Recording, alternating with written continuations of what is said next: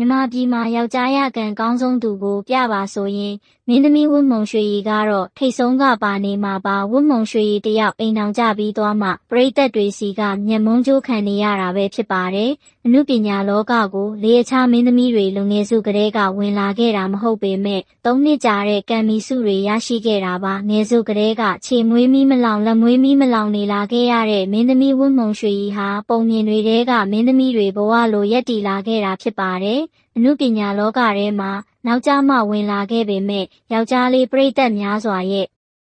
အားပေးမှုကိုရရှိခဲ့သလိုသူမရဲ့အခြေရေးလမ်းကြောင်းဟာလည်းရှုပ်ထွေးတဲ့နောက်ခံတွေရှိခဲ့တာပဲဖြစ်ပါတယ်။မြန်မာပြည်ရဲ့စိုးဝါမြို့လေးဖြစ်ပြီးတောင်ကြီးမှာပိုင်ဆိုင်မှုတွေများစွာရှိတဲ့ယောက်ျားတစ်ယောက်ဖြစ်တဲ့အပြင်အနုပညာလောကမှာလည်းအဆိုတော်တရုပ်ဆောင်ပိုင်းမှာပါအောင်မြင်ခဲ့တဲ့ဆိုင်းခန့်လိုက်နဲ့လက်ထပ်ဖို့ထီတောင်မှချစ်ကြိုက်ခဲ့ကြတာဖြစ်ပါတယ်။မြန်မာမင်းသမီးတွေနဲ့မတူတဲ့အလှမျိုးတွေနဲ့ပရိသတ်တွေရဲ့အားပေးမှုတွေရရှိခဲ့တဲ့ဝတ်မုံရွှေရည်ကတော့အခုချိန်မှာမြန်မာပြည်ရဲ့ဒီတန်းစည်းရင်းဝင်စည်းပွား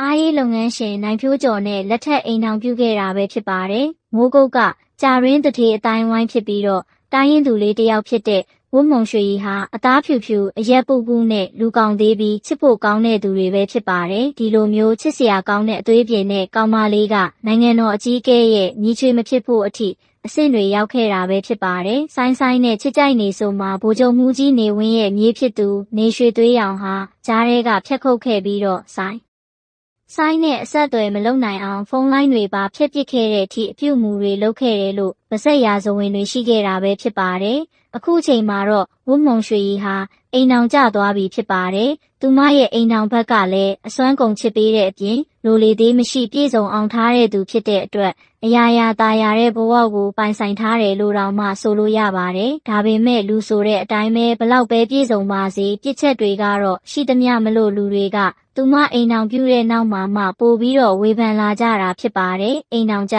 တော့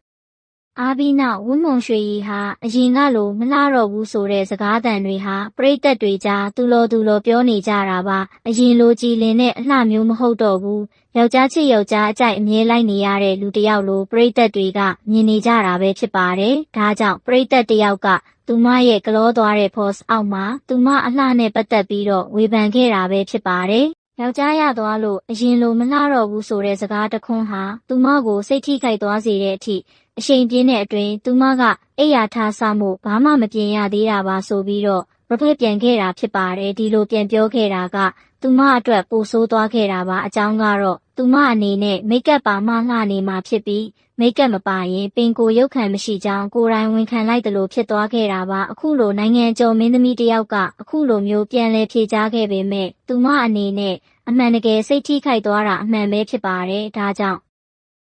တချို့ပရိသတ်တွေကအိမ်အောင်ကျသွားပေမဲ့လည်းအရင်လိုလှနေသေးကြောင်းပြန်ပြီးတော့အားပေးစကားဆိုနေကြတာပဲဖြစ်ပါတယ်ဆိုတော့ဝတ်မုံရွှေရည်အနေနဲ့တကယ်ပဲမိတ်ကပ်ပါမှလှတာလားပင်ကိုရုပ်ခံရှိပြီးတကယ်ပဲချစ်စရာကောင်းတာလားအလှပနဲ့ပတ်သက်ပြီးတာမန်လူရဲ့ဝေဖန်မှုကိုခံနေရတဲ့နိုင်ငံကျော်မင်းသမီးဝတ်မုံရွှေရည်နဲ့ပတ်သက်ပြီးပရိသတ်ကြီးတို့ရဲ့အမြင်လေးကိုလည်းကွန်မန့်မှာရေးခဲ့ပေးပါဦးရှင်အားပေးနားဆင်ခဲ့ကြတဲ့အတွက်အားလုံးကိုကျေးဇူးတင်ပါတယ်ရှင်